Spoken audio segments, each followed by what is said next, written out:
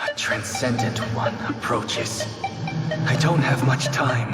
On the next all-new episode of My Hero Academia. Stop him.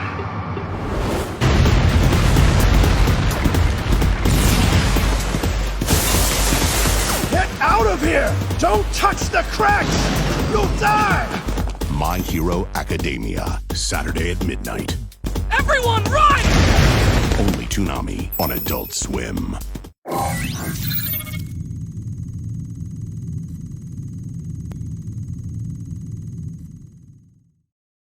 The following program may contain coarse language, suggestive dialogue, and discussion of violent imagery and sexual situations.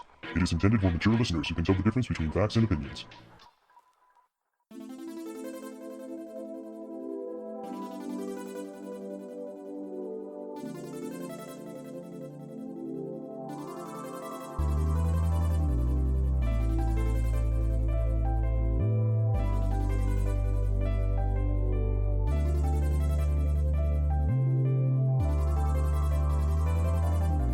Hello and welcome everyone to another episode of the Toonami Faithful Podcast. I'm your host today. No, it's not Sketch. It is CJ here, and with me I have two amazing guests. And first off, I'd like to introduce Umeko Long, editorial writer. And resident My Hero Academia expert for us, and a returning guest that I'm sure a lot of our listeners will love to hear from again. Celia Rose, former director of social media. I think that was my title. She did all the posts. Social media for Toonami Faithful. Or as I like to say, the meme master.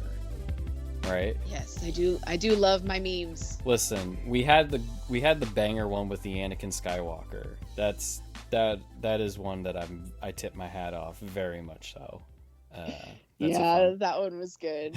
It was a good one. Hey, listen, memes make dreams, right? But if you're wondering why I have these two amazing individuals to join us, we're going to be talking about a series that is now headlining the block with its brand new season. Season 6 is airing right now on Toonami, My Hero Academia. I know a lot of people are surprised that Toonami was able to work a deal to get a Sony anime back again, especially considering the changing landscape, shall we say, of anime acquisitions for broadcast television. But yeah, we're going to be talking about My Hero Academia. And before I hear anything from any listeners, no, we're not talking about the most recent season that is currently airing. We're going to obviously wait a little bit to let a few more episodes play out, especially considering how the last episode, as we're recording this on December 19th, so the last episode was a very impactful and emotional one for a lot of anime-only watchers. We'll get to that at some point, obviously not this podcast, but we still need to go back and take a look at the things that we haven't talked about in Season 5. And it's especially important for us to talk about it because Umeko actually did an article to kind of look back at what fans should keep in their minds as Season 6 was airing for Anime News Network. You can check it out on their page as well. I mean, Umeko always does such wonderful work, and so it's really nice that it can get showcased to other places. But we're going to be focusing on Season 5, and at least the part that we left off at from our last discussion, at least that's what our fearless leader of the podcast, Sketches, told me, was the Todoroki drama going around their family. And I don't know about you both, but when it comes to family drama and television, it's such a match made in heaven. Whether it be animated or real-life television, it's so juicy. And considering the nuance and just the relationship that we see between Endeavor, Todoroki, and the rest of Todoroki's family, it is just tense. And I give a lot of credit to My Hero Academia to be able to get that type of feeling with its viewers, because obviously with it being cartoon, animated, not with real people as you see in reality shows, there are some aspects where it's hard to kind of animate that similar type of tension that you get when you see a car wreck or a train wreck when it comes to, like, I don't know, something that like happened in Jersey Shore or Teen Mom or any of the types of those shows. But the fact that we were able to get that same awkward, very uncomfortable type of feeling watching the dynamic within the family, especially now that we're getting like faces and voices of the siblings of Todoroki, because we all know about Todoroki's backstory of how his father pretty much was like, oh, you're the perfect specimen. The other ones are garbage. You shouldn't interact with them at all. They'll make you dirty, you know, awful, and these kind of things. And now we finally get to see the family members. We get to hear the family members and their feelings as well in the whole situation. It's something that anime seldom pulls off, and I think it did a wonderful job. And Yumiko, I don't know about you, but that family drama was just so juicy. Listen. Oh no. The Todoroki family drama, I am all in for the messiness, and I'm gonna get southern now, but bless Deku and Bakugo's heart, because they were sitting front and center while the family drama unfolded in front of them. And just, I know some people have been thinking about Endeavor trying to redeem himself because he realizes that he was a trash father. And I know he's trying his best, but you know, it's kind of hard for Netsu and Shoto to kind of forgive him for how he has been throughout their lives. So, and of course, what Endeavor did to his wife and how she has been in a mental hospital for 10 years because of how he was. So it's just, I don't know. I know he's trying his best to redeem himself, but he has a long way to go in my eyes because he will always be trash. Right, and But that's me. No, I think that's a lot of people, and like, sure, you can do gestures and all types of things, and to his credit, he has. You know, he stood up that fight with Hawks against the Nomu.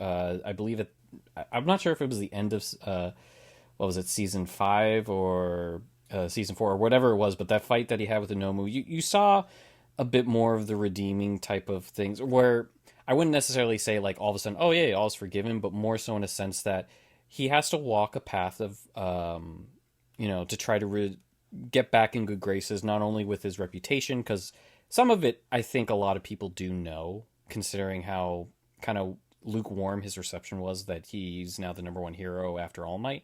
And it might be a little bit of, well, All Might was such a Superman type person where it's just like he's always smiling, he's always happy, he always seemed to do the right thing. So it's a little tougher for anyone to kind of live in that in that type of spotlight afterwards, kind of like the next quarterback of the New England Patriots after Tom Brady leaves. Like, how do you even remotely close to kind of fill in that type of shoe? And I guess in a sense, you look at Endeavor more so kind of someone on the path trying to do the right thing after the atrocious things that he did. And it's almost kind of like I look at a similar story of I don't know if either of you would know this, but the athlete Michael Vick, where he goes to jail for heinous animal cruelty crimes. Like, we're talking some of the most despicable things you could do to animals, right? And he went to jail, did his time, and he's been an advocate for animals ever since, right? Like, does that mean we forgive for the crimes that he did? It's hard for me to be able to separate that, right? But that doesn't mean that any of the good things that he does after the fact is something that we just completely push off. It's like, oh no, he's still scum. You know what I mean? Like, no. He's clearly taking the steps to do that. And I don't know how far Endeavor will go, but if you continue to see him make those types of steps, that's a good thing. That means he's going to treat people better. And I can understand if all of a sudden Endeavor's children and, other family members come out and saying like, no, don't forgive him. Those types of things.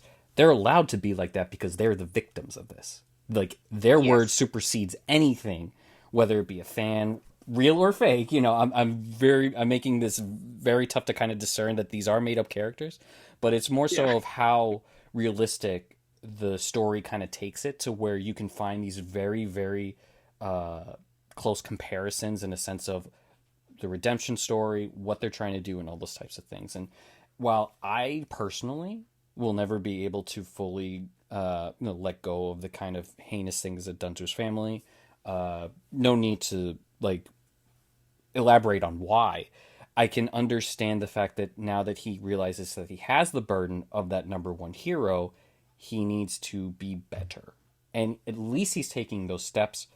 That doesn't, like I say, it doesn't necessarily push back the kind of things that have happened, but it's still an interesting type of story where Endeavor is taking more of a role where I guess it's like an All Might style, kind of like darker All Might, I guess, considering what we saw from like leading up to this point. And I find it really Dark All Might, right, and I find it really fascinating. And Celia, I'm curious on your end of it, just because obviously Yumiko and I can talk about this all the time, just because we've worked so much on like My Hero Academia articles. But do you at least kind of see the type of, I guess, conflicting feelings people can have when you're watching the Todoroki, family drama kind of play out, as well as kind of how Endeavor's trying to work at to be better, even though like it feels kind of, I wouldn't say misplaced, but weird and just kind of like, I don't like, you know what I mean? Like, I feel like people like more it to be cut and dry, black and white, when it's just, this one is just a whole bit messy.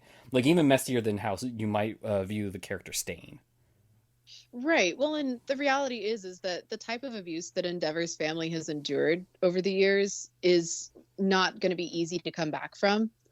And quite frankly, I don't know if you can really consider this a moment of redemption for Endeavor, or like the beginning of a redemption arc, when it's not really clear if his motivation is genuinely to repair with his family, or if it's motivation to make himself feel better.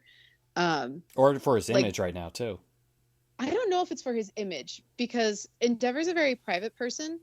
I don't think it's well known that he abuses his family. Otherwise, he wouldn't have remained in the top 10 heroes for so long. Mm-hmm. Like, I feel like that's something that if the public knew about, he would be shamed out of his career. I think that he's not very well liked because he's not a very likable character in a professional setting. No. He's very curt. He's not. He's very direct. He doesn't say things in a kind way, even when he means it. Like, I remember when he was doing the internship with the boys, and even his compliments come off as like kind of backhanded, even if he's not trying to be that way, because he's a very gruff person, right? And I will say, I did not appreciate how they were trying to make it like funny either. I did not like that. I will put my foot down. I understand where you see the humor of it, but I'm like, no. We don't. He doesn't deserve that. Please. Yeah, and I think that's where I'm conflicted on Endeavor, is if it was more like, if it was clearer that he was doing this out of genuine remorse for the things he's done, because I know that when like he's tried to reconnect to Todoroki, and obviously he's not very good at it. We see how he interacts with his son. We see how he interacts with other people. Todoroki has put up a wall and has basically said, I'm done. I'm not going to take this shit anymore.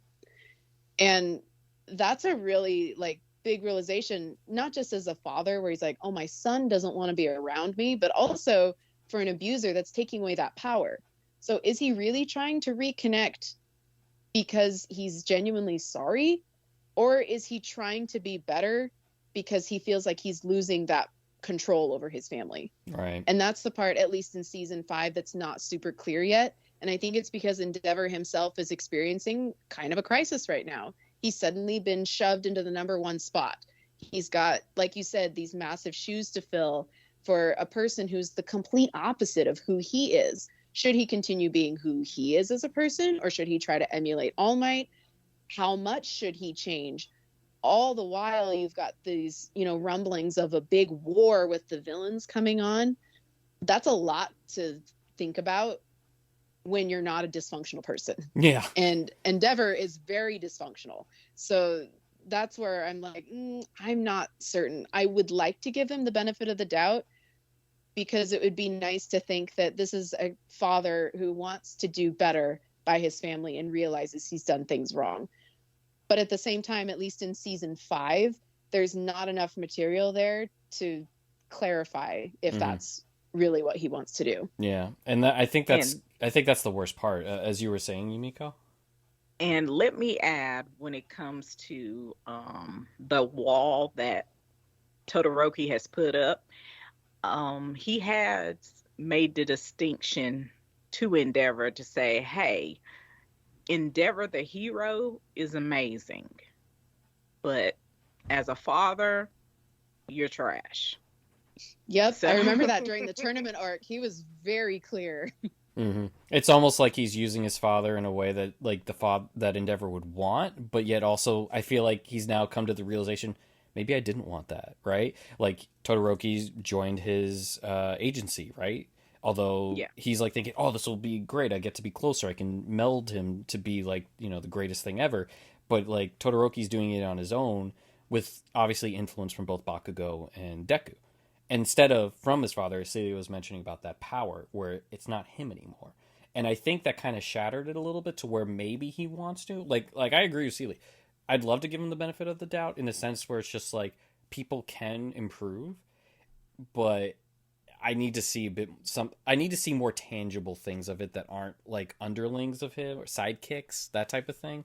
I need to see like genuine, like if All Might came up and like started to see and notice and like spoke about it, that would hold a lot more merit because those two knew. They knew. And I'm not saying like to the extent like he knew how bad it was, but All Might, you could tell All Might knew that something wasn't on the up and up just because his own son wasn't even like interacting with him, right? Yeah. So it's going to be a very tough thing. And I have to say, you know, getting to see, you know, Todoroki's siblings, it really just puts another element of just like how awful living in that household was. Because obviously we saw the flashbacks of what happened to Todoroki, both with his mother and, you know, the burn on his face, as well as what happened to his mother afterward. But getting to hear, you know, like his older brother kind of like also be at a crossroads of how he should feel, considering that his dad's now the number one hero and what might change or what might not change and things along those lines. And his sister, Fiumi, is that her name? Mm-hmm. Yeah, like, Yes. like the rock that she is, especially considering how it seems like she is willing to forgive despite everything that's happened.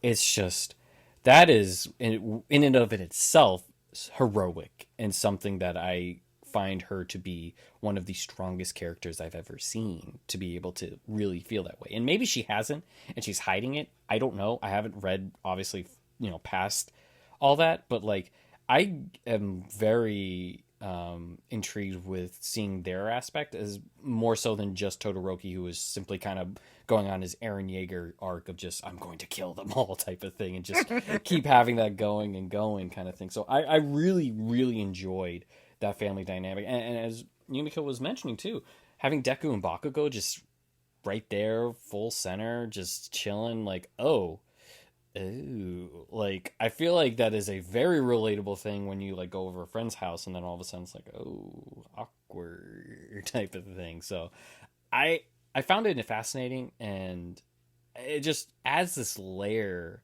that I should give My Hero Academia a little more credit for, and we'll get into it more because we learned obviously about Shigaraki's background, but it's like when you first look at My Hero Academia, it's like you see all the sunshine, the rainbows, you know, heroes here to save the day, you know, type of thing. And yet we have this very, very like dark, so like, how do I word this? It's like you have all the kind of generations of superheroes melded into one property, which I really enjoy, where you have like the golden era, right? Where superheroes first start off and they're like, oh, they're here to save the day. You know, they're always there at the right time. And then you kind of go into this shift where it's like you have some anti-heroes, like Wolverine is a perfect example of that, where it's like him and Gambit and Deadpool are like, wait, they're the heroes? Are we sure about that? And then it morphed into like, oh, they need to be sad and brooding and like everything has to go awful for them. And we're kind of getting like all of that combined, which I do give it a lot of credit for, because like I said, like you see on the surface with like All Might and, you know, Hawks and Mirko and all Best Genius, you know, all these like golden era type style where you're like, hey, look at us, you know, everything's good despite, you know, some things might be going wrong. And then you see like All Might's predicament into future retirement, the family history, shall we say, of Endeavor, as well as Shigaraki's and All Might's teacher, you know, and they're, you know, the one that gave All Might all for one. So it's really kind of fascinating. And I think giving us that little appetizer with the Todoroki family kind of full front and center was really, really well done. And I think it really carried that emotional type of weight that didn't need any action, that really kind of makes people invested. Because I may be more of an action freak, although I've definitely calmed down in my years as I've grown older for it. But like I know, or at least I shouldn't say I know, but I feel more confident saying that I think that it's stuff like this that both Umeko and Celia find riveting, unless I'm wrong on that. No, I think it's been good because it's like My Hero Academia is showing you the good, the bad, and the ugly. And the ugly is showing that, hey, being a hero, there's some sacrifices you have to make in your personal life. Um, and we'll get into that with Shigaraki. Yeah. But and then when it comes to Endeavor, it's like by any means necessary, I'm going to make sure that I surpass All Might. And if I can't surpass All Might, then I'm going to make sure my children surpass him. So he's just went to a ridiculous length to make sure that he surpasses All Might. Yeah, it's And like Obsession meets yeah. Fire Emblem. When people would like have two fighters marry and then their kids to have all the good stats and whatnot. It's really like that in a very Yeah. sick video game twisted kind of way. Celia, I don't view people this way, so please don't throw your. I can already feel the side eye coming from her, like this motherfucker thinking that having kids is just like spreading out stat distributions. My God, Okay, CJ. but like that's not wrong though, because Endeavor basically did like basically engaged in like like in Pokemon when you try to get the shiny, when you try to I breed a got shiny two Pokemon, today, that's so I know basically exactly what he what was you doing. mean. Yeah. And that's the thing about it too is that when you like, we can laugh about it, but when you think about it, you're like, oh, that's like eugenics, man. That's Mhm. that's going to be hard to come back from. Like he's done Right. things that are extremely unethical Yes. for the sake of moving forward. Mm-hmm. And that was so early on too, which is why I was probably like more kind of like, oh, this is a lot better than I thought it would be. I wonder if they'll add that in that Netflix live adaptation film. And moving on from Oh, that, moving on from that, there was a little bit of kind of a reprieve, obviously, because after obviously the Todoroki family, drama kind of unfolds. Both Deku and Bakugo, as well as Todoroki, decide to work with Endeavor for, what was it, their provisional license, or did they already have that? It was like, I guess it was just like another internship, if I'm remembering correctly.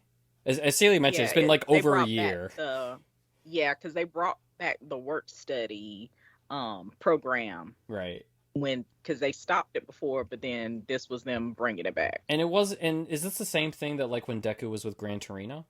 Yes. Okay, so it's just another one. Got you. I wasn't sure if it was like a step above when Deku did that. So obviously we get to see kind of more interaction between the boys, not only with each other, but like with those that have worked under Endeavor, which definitely felt weird with like how, I wouldn't say glowing that they were, but they didn't necessarily show as many issues, which is just like, boy, you really have no idea who you're working with, do you? Or you do, and you're scumbags just as much as he is. Good to know. Oh. You know what I mean? But there was also a little bit, kind of a highlight that I know some people might have found interesting, where Aizawa and Present Mike kind of we're starting to learn more about the Nomu, which we do get to actually learn more lore about them in season 6, which I was actually really excited about. Surprisingly, I don't know why I found that, just because Nomu are just Nomu, but I did find it a little interesting how pretty much that a friend of theirs seemed to have, or this Nomu seemed to have characteristics of a friend of theirs, and so they were trying to like reach it. And Umeko, it seemed like, what's the word? It's like almost a zombie apocalypse type of thing, where it's like, imagine like you're in a zombie apocalypse and all of a sudden you see a zombie and they look like someone you know, and you're just like, oh, it's not really them, but is it, you know what I mean? Like it kind of had that similar vibe to it, and I wouldn't necessarily call it dread, but more kind of like, I guess, kind of helplessness, just because like Nomu continue to pop up, and they seem to, as much as like, all these other villains are like huge issues, Stain, Shigaraki, the Beta Liberation Army, yada yada. It seems like the Nomu are actually causing the most damage out of everything when it comes to this hero society. Yeah, because when they were called to kind of speak to this Nomu, because they recognized, hey, he has the same quirk as our classmate. because this classmate and Azawa and President Mike, they were going to open up their own hero agency. So, so, and this friend, unfortunately met his end while they were doing, while they were out on a mission or whatever.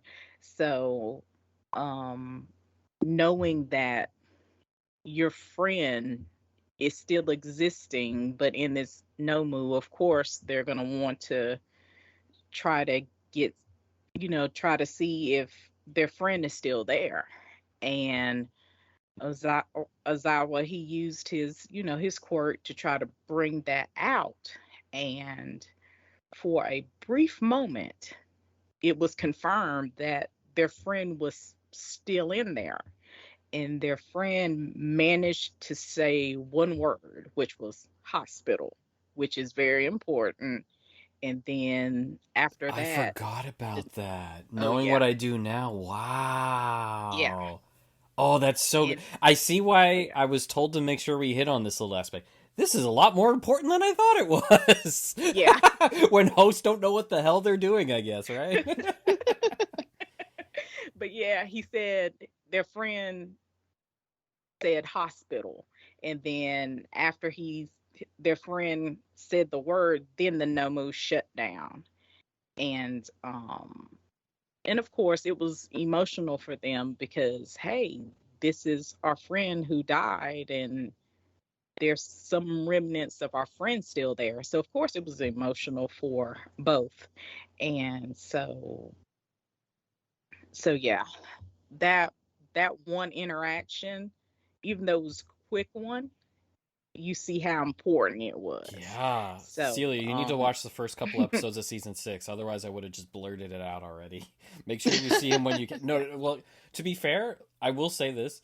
When you see it, you'll understand when I say this. That foreshadowing and that, like, I wouldn't say necessarily twist, but just, like, really just kind of, and again, not out of left field, but just the revelation of something. I was like, wow, that's actually pretty cosmic. That was real well done. And oh my god, that's Yumiko. My mind is just blowing up right now. Just like realizing that happened too, and like learning more history about the Nomu and like how they're mhm. made and along those lines. Like it makes all of it just even juicier. Oh, I love it. Oh, I Yeah. love it. My Hero Academia is doing well. Black Clover, get back in here so I can love you more than My Hero Academia. What are you doing to me right now? Oh my god! But I'm just a sucker for that type of storytelling. But it wasn't all sunshine, because I know that there was a little bit of controversy with how the studio decided to adapt the villains arc, which is, I feel like it's a very like popular arc within My Hero Academia. Yumiko might be able to speak more about that than myself, as well as probably V Lord, Marion, Sakaki, considering there are manga overlords. But it seemed like it was very popular, and correct me if I'm wrong, but is the anime adapting things out of order? Yes, So what was because the order in the manga? I'm just so I can it get a grasp on it.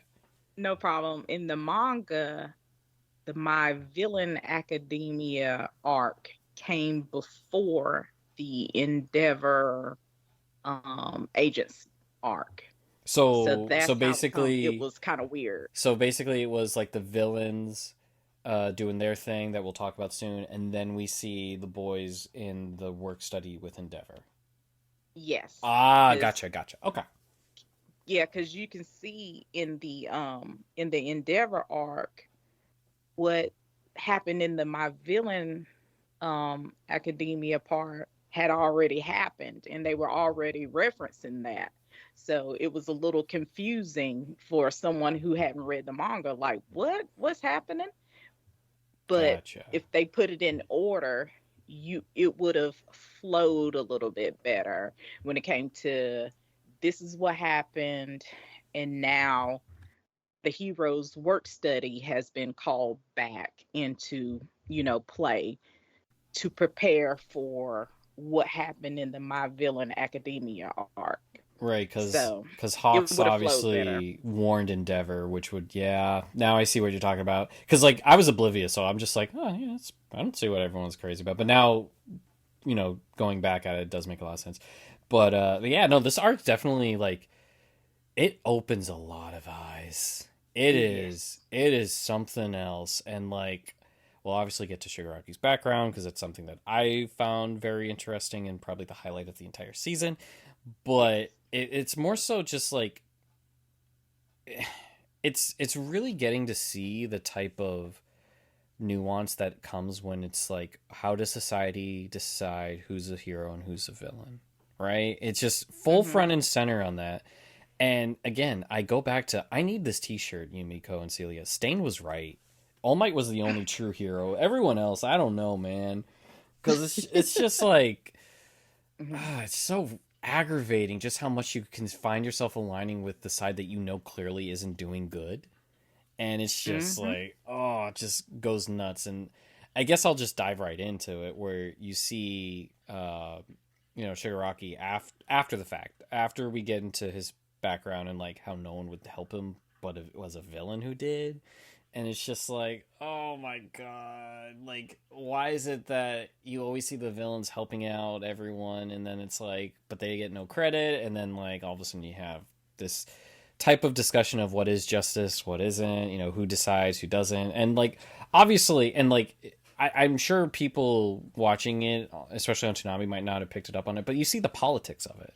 You know what I mean? Like, My Hero Academia legit adds the type of political discourse that you have of what's good, what isn't, type of thing. How do we know what we are seeing is on the up and up? It's kind of like how I really enjoyed the type of commentary that Black Clover had with the geopolitical or classism, like that type of thing, where it's like, if you have no magic, you're trash, where it's like, oh, if you have no money, you're trash. You know what I mean? Like that type of correlation that you kind of see in real life. And so My Hero Academia kind of does the same thing. And it's just like, I get so conflicted. And then like when you see the type of trauma that Shigaraki had to deal with when he was with his family, by his father, as well as what happened when he found out he actually does have a quirk. And oh god, that was, I'm not gonna lie, I like, everyone knows how much of a dog lover I am, so any time like stuff, that's why I really get uncomfortable with JoJo half the time. And not so much with like the fight that like Iggy was in with pet shops, but like the amount of gruesome deaths that happen to just stray animals in JoJo, I was like, this is getting perverted. Please make it stop. I don't enjoy this. And right? I'm using the word perverted not in a way that people would enjoy. It's kind of like, okay, this is getting obscene with how much it is. And obviously I'm not saying My Hero Academia did that. It's just whenever I see things like that, I just, oh god, my heart just sinks. It just completely goes away. And it's like, it's so rough. And I'll open the floor with you, Celia, where it's just like when you finally get to see why Shigaraki went down the path that he did, it makes sense. It like, and I don't like saying that it makes sense because, like I say, I stand All Might.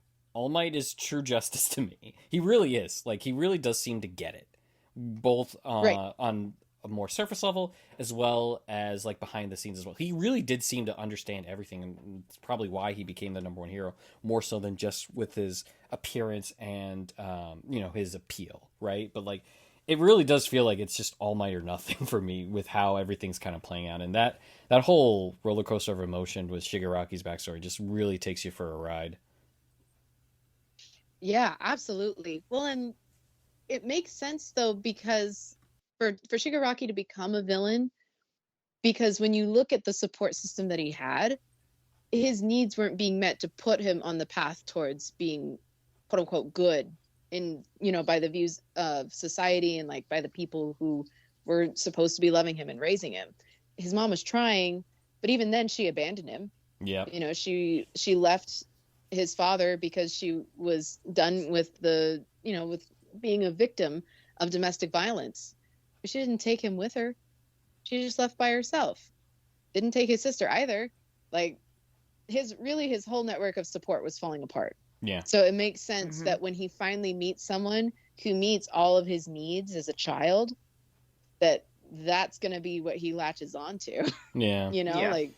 Like when you look at, for example, Maslow's hierarchy of needs, where like now we're getting into something I love talking about. There we go.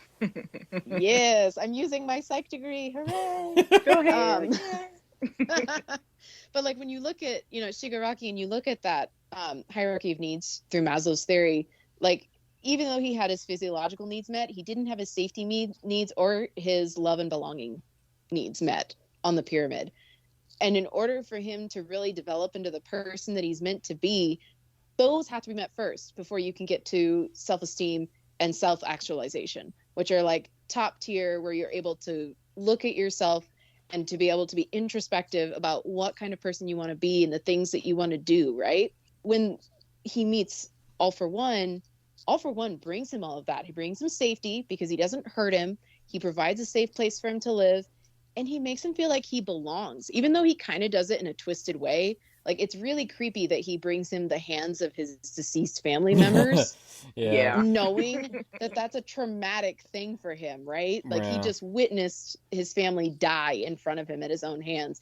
And yet, All For One is like, here, I brought you these mementos. I think the only Like- ones that mattered, though, was his father's. Because, Yes. like, he was, obviously, when he kills his family, he was like, he was losing it. You know, he was... Yeah. It almost felt like he was trying to use his quirk on himself. Like, he was losing it that bad. But then when his father comes in, it's when you hear his, like, little monologue where he's like, oh, no, I enjoyed that one. Yeah, Mhm. because when he killed his father, he meant that shit. Mm-hmm. So It's like that Michael Jordan meme, and I took that personally. yeah. That one was very that one was very personal, you know. And Mhm. not to say that I understand, because lo and behold, I haven't murdered anyone. Well, of course, I don't have that quirk either, so that's a whole other thing. But like, it's that whole type of nuance thing where it's like, yeah, obviously you got to fight back against someone like that, especially with how warped his logic was of why he was acting the way he was acting. I can Mhm. understand that part of it too, where, oh, I don't like heroes because what about their families? He's absolutely right. It's Yep. like the whole, like, a great example is that is, or not a great example, but kind of like how celebrities and families, or the families of celebrities, don't always work out. I mean, how many examples can we go through where it's like you see the families implode with the celebrity? Britney Spears recently with her conservativeship. Hello. Yeah. We can look at Tiger Woods when all of his sleaziness was out in the open. Like, Mhm. you don't really think about the God, man, how does My Hero Academia get all these things? Like, Jesus Christ, this is crazy. It's just like, think about the families of that, where you have, as for example, Tiger Woods, doing all these things. It's like, well, yeah, of course, he's famous, he's rich, he can do all the things he wants to. And it's like, well, I don't think their family would agree with that, right? And so it's kind of the same thing where all of a sudden you have, it was Nanashima, right? Who was going off being a hero, and it's just like, it really left a horrible impression for her son being Shigaraki's Yes. father. And it's like, yeah, she was never around for me. Now, to say he wasn't necessarily doing things better, because normally you would like to think, oh, I'm not going to be like that. I'm going to be more there for my kids. Kind of like, I guess in the Naruto sense, where Naruto's parents were gone for a good cause. It wasn't as if like they just abandoned him. It wasn't like Goku doing Goku things, and all of a sudden Piccolo kind of picking up the slack. It was more so in a sense of like so like as Naruto's growing up, and obviously with Boruto, he's like, I want to be actually alive for my kids. I want to not sacrifice myself for my kids, but actually be there for them while also standing, or using my duties as Hokage to protect all the people in the village. And it sucks that obviously Shigaraki's father just clearly didn't get a memo of trying to be better. Like, he's trying to do things where he's always there, but it ended up being worse. And it's just like, if you're going to be like that, I would rather you just leave and be a hero than what you're doing now. Well, and I feel like for the audience, Shigaraki's backstory is also a cautionary tale of what could be for Todoroki. Mm-hmm. Because the reality is that an absent parent is damaging no matter what. But what's even more damaging is a parent who is absent but still physically present. And that's probably what Nana Shimomura was for her son. Was, even though she was physically present because she was, providing for the family and being a hero, her job made her an absent parent. Yeah. Right? And that does so much more damage to a person's attachment, their emotional well-being, all of that, than not having a parent there at all. Mm-hmm. Right? Yeah. And and that's where you see with Endeavor and the Todoroki family as well. And knowing what we know that comes up in season 6, like you see that kind of damage has already been done, you know, in later episodes. And that's where the audience can look at Shigaraki and go, oh my God, this could be someone else also. Yeah. And I think that might be the scariest part, right? Right. Yeah. And I also feel like Horikoshi has some pretty strong opinions about certain aspects of Japanese society that come through in My Hero Academia, because one of the things about modern Japanese society is that it's a collectivist culture. So it's all about, you know, everyone coming together for the sake of the whole, right? Greatest good for greatest amount of people. I think that's utilitarianism. Not quite. They're not quite utilitarian, but definitely collectivist. Okay. But the other side that goes with that is you don't disrupt the whole. So when you have family dysfunctions going on or problems that are going on in the family, you don't seek help because now you're a problem and you are a burden to the group. So that's how it continues to persist. It's actually one of the things about Japan is where you have they have stats about domestic violence and about abuse, but they're not as high as they probably actually are because of underreporting. But the justice system that is talked about a lot in My Hero Academia, in Japan, it also doesn't really view that as a priority, because when you have people who experience physical abuse or something like that, depending on the gravity of it and which parent does it, because if the mother does something wrong, then it's a huge issue because that's her job as the mother. But if the dad does something wrong, his consequences may not be equal under the law, right? And even the Japanese justice system as a whole is it's pretty screwed up. Yeah. Because someone can be arrested for a crime and held indefinitely, waiting for their trial. At least from what I understand, from what I've read about it.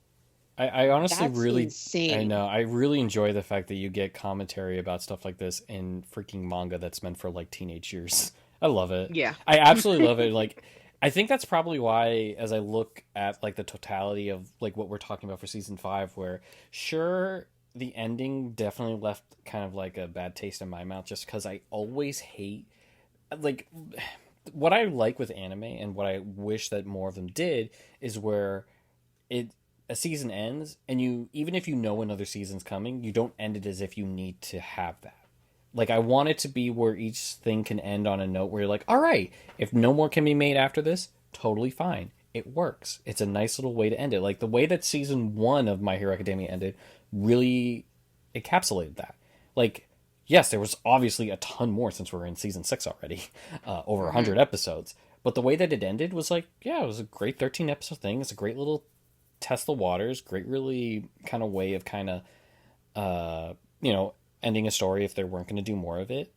And this one definitely did not do that, because it's just like, all of a sudden it's like, oh god, war is coming, especially when you have everything played up with the espionage going on with Hawks and trying to make sure that, the heroes know that, hey, shit's about to hit the fan, as obviously we saw with kind of Shigaraki kind of morphing the Metal Liberation Army with his League of Villains, right?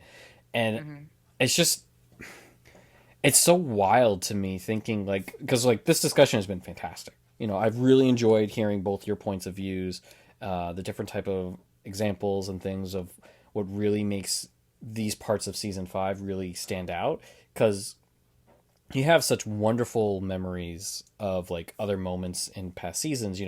Specifically for me, something that I'll always go back to and really love was the high school festival arc.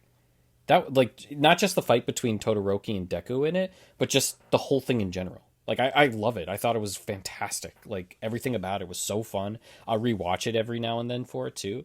And then, like, you get into, like, when Stain goes on his thing, where kind of kickstarting, where people started to see maybe heroes aren't necessarily as, perfect as we think it is, to getting now into where Bakugo was taken away, All Might's retirement, like all this type of stuff.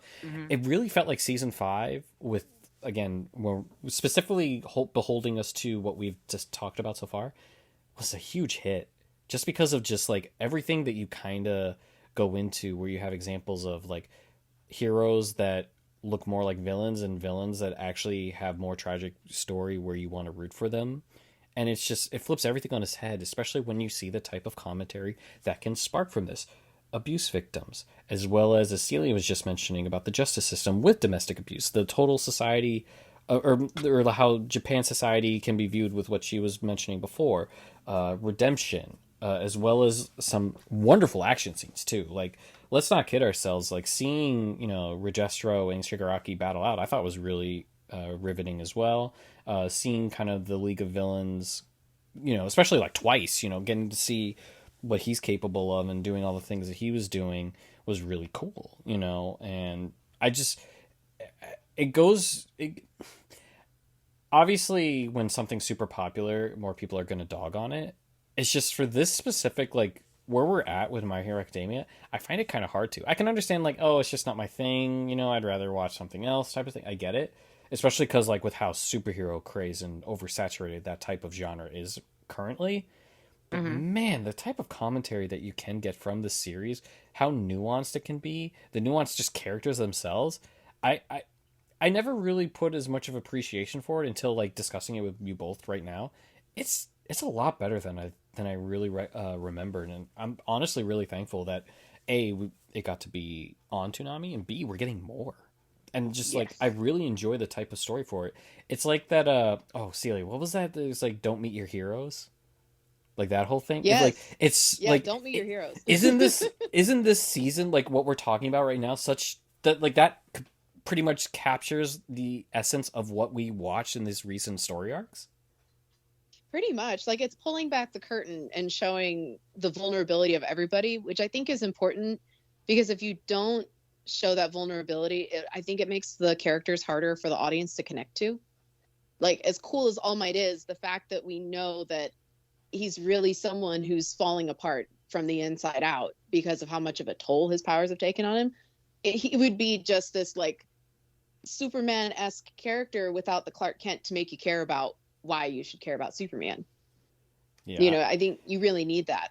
And I think it also helps too for the amount of characters that there are in this show, because there are a lot. I remember watching this arc on Toonami and just having a really hard time keeping up with everyone that was being introduced in the Meta Liberation arc. Yeah. Right? Because there's so many of them.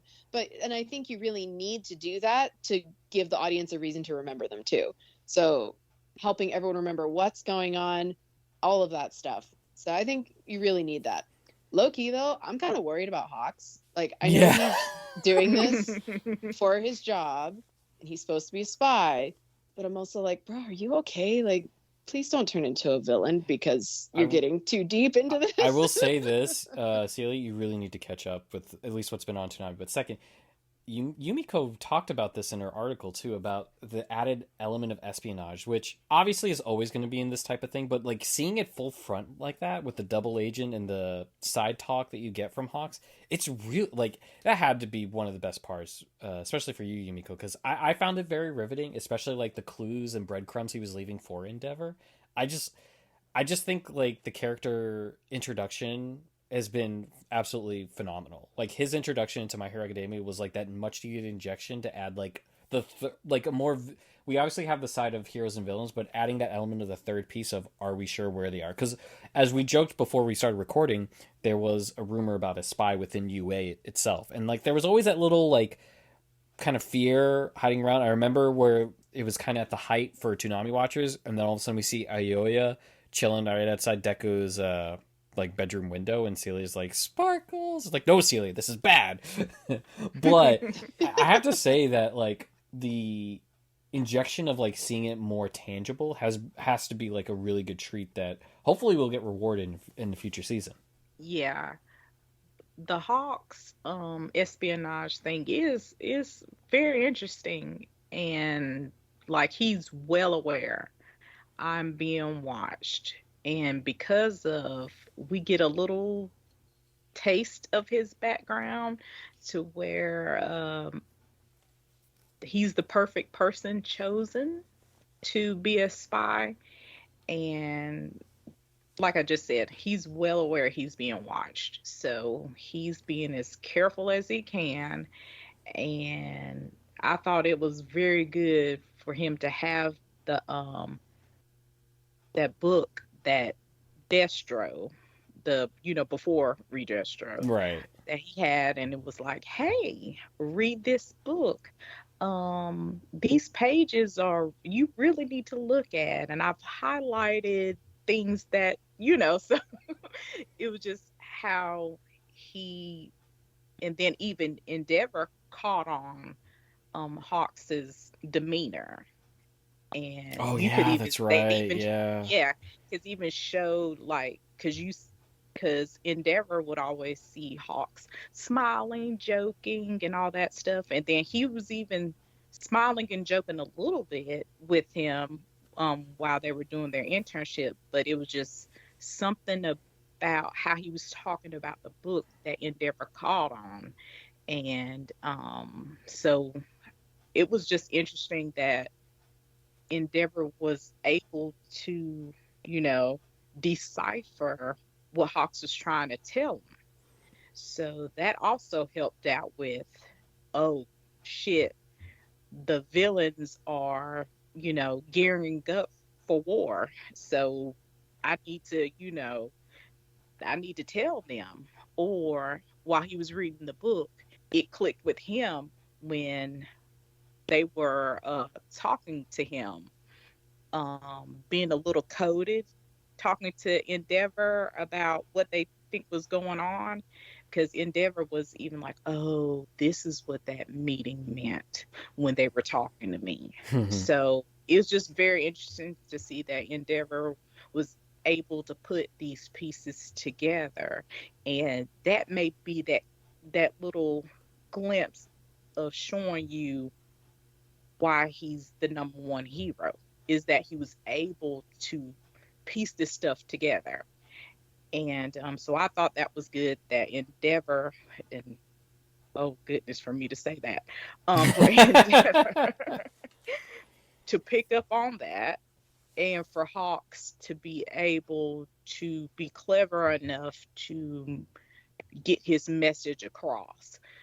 And as you see, and then with Hawks, even though he know he's being watched, he start to develop this, um, I guess you can say, this friendship with Twice, because it seemed like Twice is really getting close and attached to Hawks, because He is such an Twice is like, outlier. He's such an outlier yeah, for all of oh this. bless, because Twice is like, hey, you do a very good job explaining all this stuff.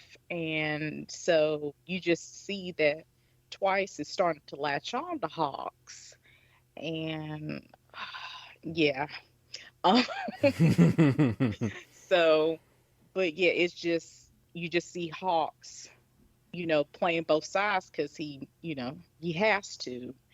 And it's just, you know, like Celia was saying, you just start to wonder what kind of toll is this taking on Hawks Yeah. for him to play in both sides. And So it definitely can show how being a hero has its dangers, and not on the more obvious one where, yeah, you could die when you fight someone, but what also happens when you get too deep into something like this, like an undercover cop?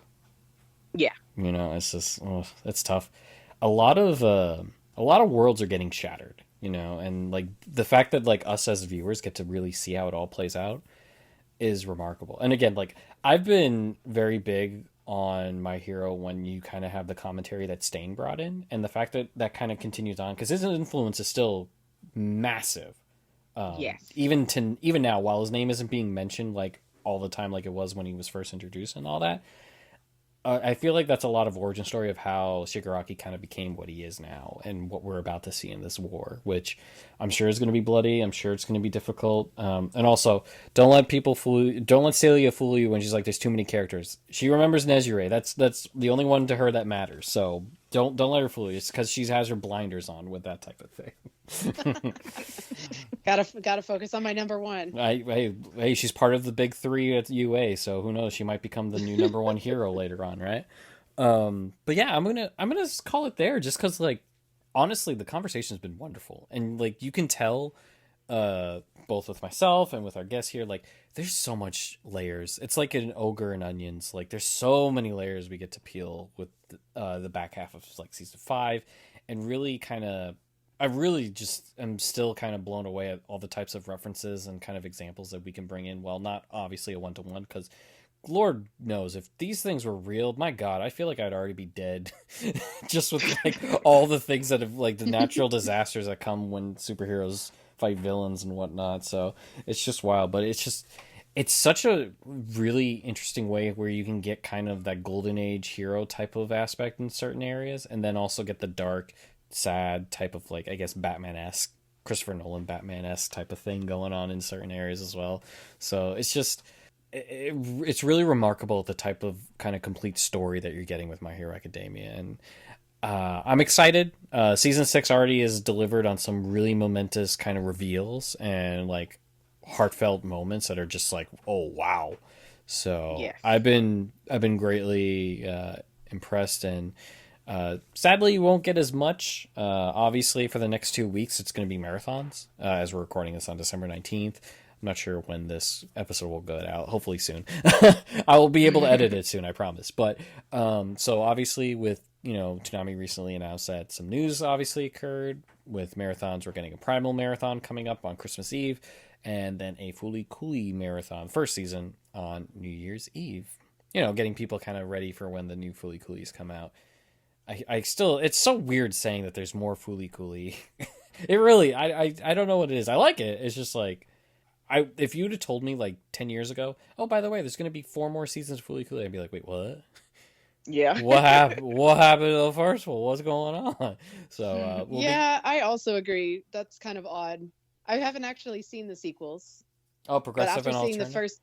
No, I haven't. Well, because the first one was just very formative, and it's like peak Gynax that I was like, I don't know. So even though I'm sure that the team that worked on it over at Production IG and the creative team they have working on it now probably did a good job, it's not quite the same.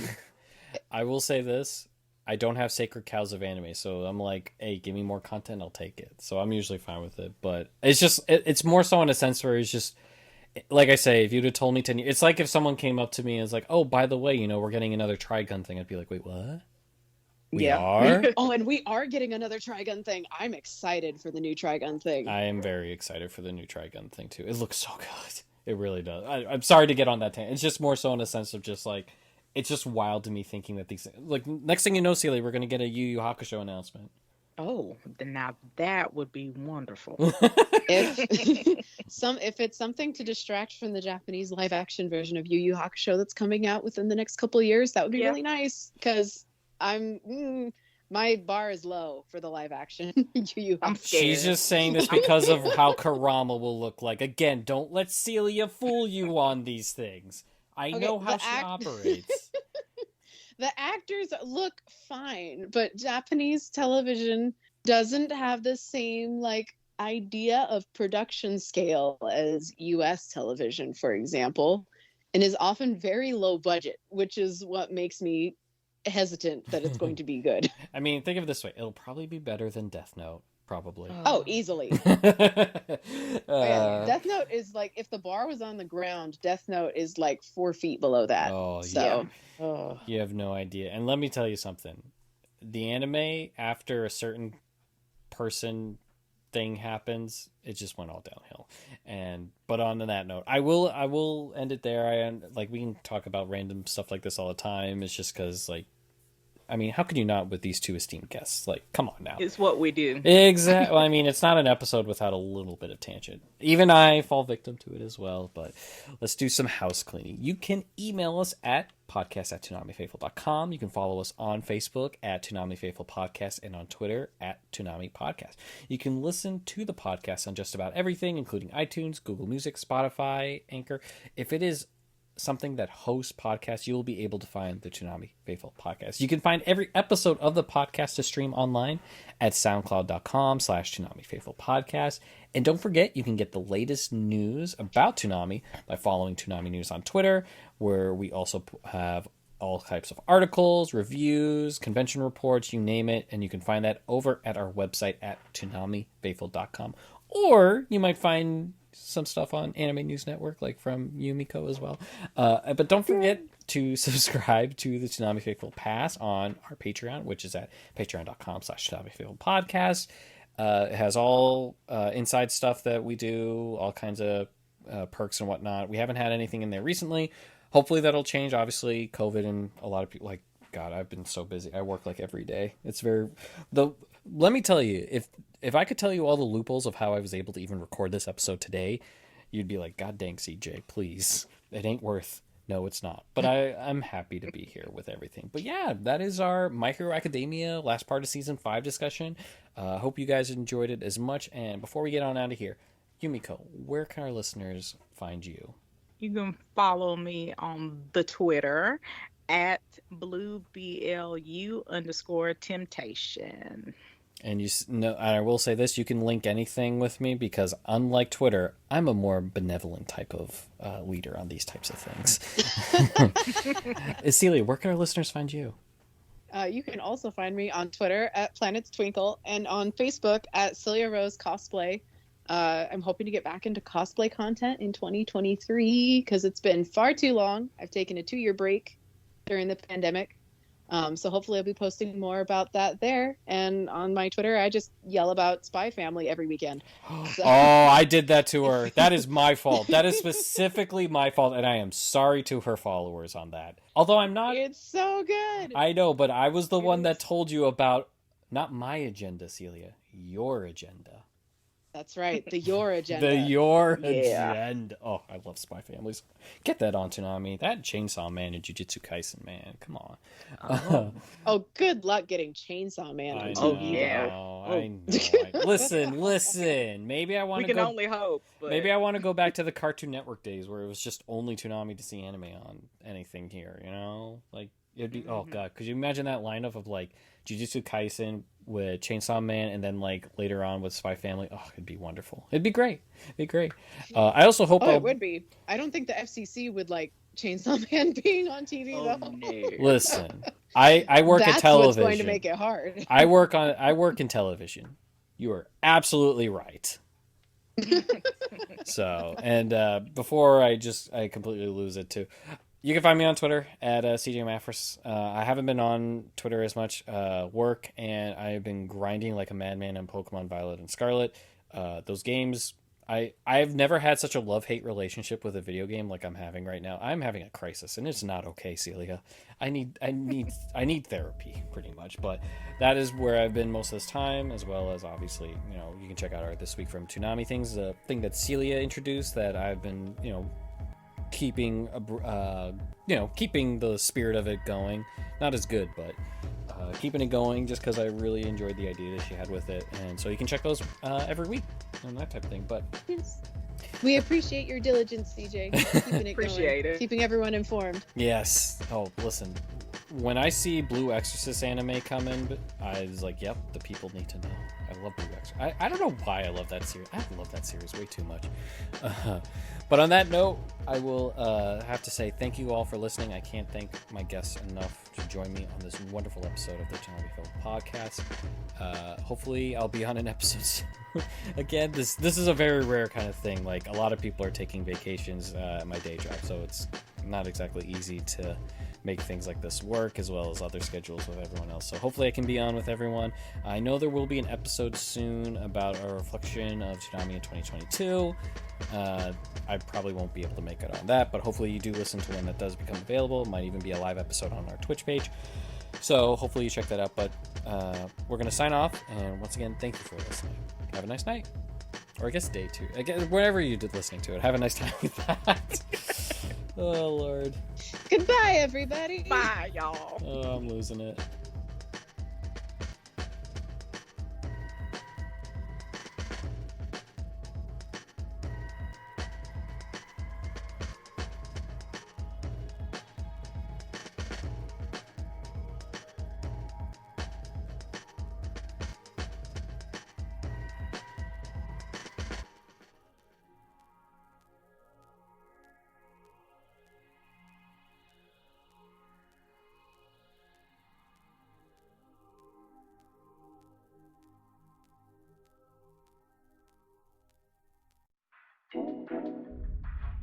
This month's fan art features some real heavy hitters. And some beloved classics.